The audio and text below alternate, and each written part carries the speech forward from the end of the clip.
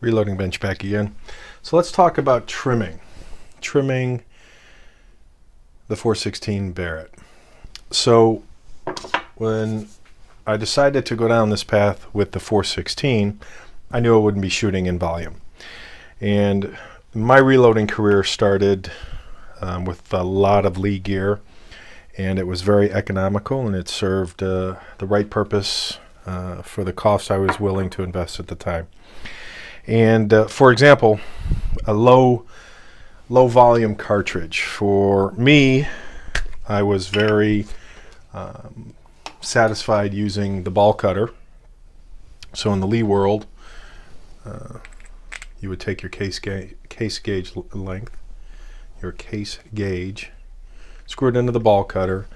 You see where the gauge meets the blade, and there might be a small gap here because I'm not going to vise this with the rubber grips to tighten this any more than right now.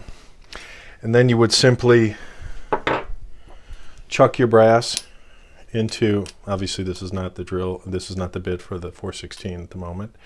There's a reason for that. You would chuck your brass, and once it's in here and immobile from the sense of locked into the drill bit, you would then put this in. This bottom pin would touch that tip through the webbing of the primer pocket, and then you would essentially trim your brass.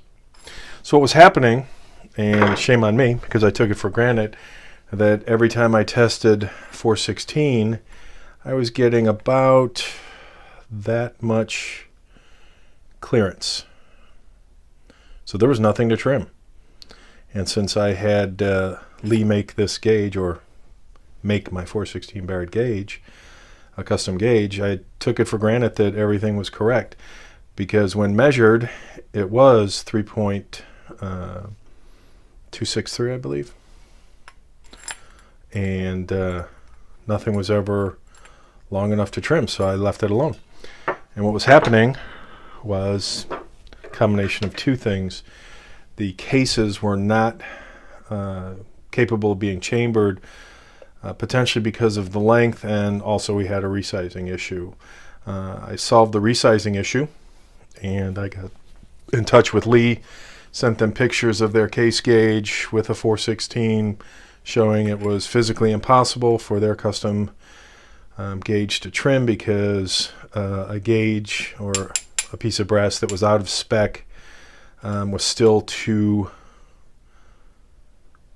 short technically for the Lee case gauge. And I contacted Lee, sent it back, and what I found out was that somehow there was an error here, so that it couldn't actually get deep enough into the primer pocket, the webbing, in order to actually hit the length, the proper length to be trimmed.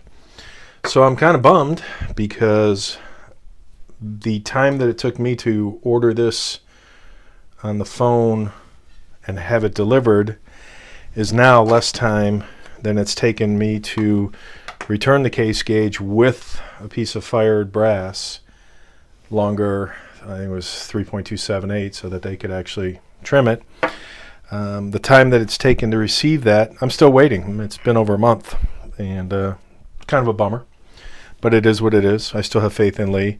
So this was going to be my trimming solution, but my faith was a little shaken, and I had thought about planning, or rather thought about heading down, or planned to go down path number 2, but I didn't want to invest the money at the time, and now I've changed my mind. So I'm a big fan of the WFT World's Finest Trimmer. When you're doing volume brass in terms of a drill and a quick trim, I think this is an amazing piece of design. And what I've done, modified some pill boxes, so that when I do chuck this in my drill, I don't have to have a face mask or other glasses because all of the chips are contained and do not fly into my face. So that's a plus. So what I decided to do was invest in the big boy WFT. And when you see how big this is, you'll know why it's called the big boy. And side by side, it's like David and Goliath. And that's just because the brass is so darn big. So when you think about the size of 416 against 223, this works great. This is 3/8 inch chuck. This is 1/2 inch.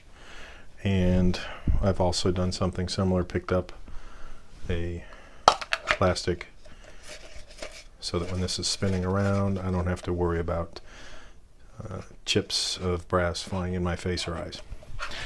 The downside of this, a little finicky, because you get a specific collet to fit 416, and now you can, this has not been resized, and it's I take that back, this is a dummy piece now because it's too short, because when I was trying to set this, I took sized brass that was exactly 3.263 and set it in here and set the set screw so that it would not touch the actual blades, and then when I went to test it, it cut them too short. So it took quite a bit of tinkering to get this correct, more so than the 223, and obviously some expensive testing.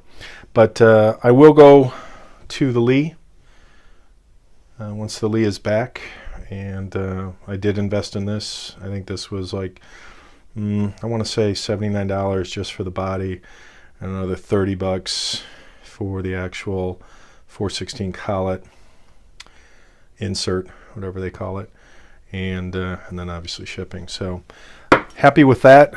It solved my dependency on waiting for Lee, because if I was waiting for Lee, we wouldn't have had the multiple outings that we've had, and we now no longer have any issues chambering any brass that we've shot. So that's sizing, or rather trimming, and I've already talked about the sizing issues, so we're good. Talk to you soon.